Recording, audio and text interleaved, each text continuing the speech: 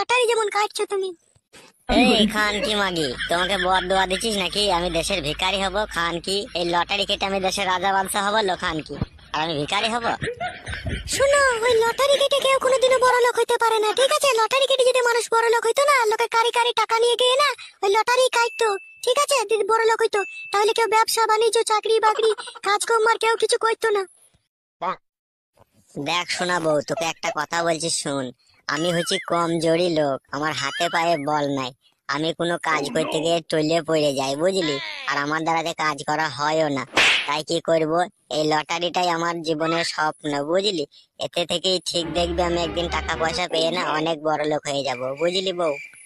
ওইসব বাদ দাও, লটারি ফাটারি নেশা বাদ দাও। মেয়েগুনা দিন দিন শিয়ানা হয়েছে, তাদের বিয়ে শাদী দিতে হবে, ঠিক আছে?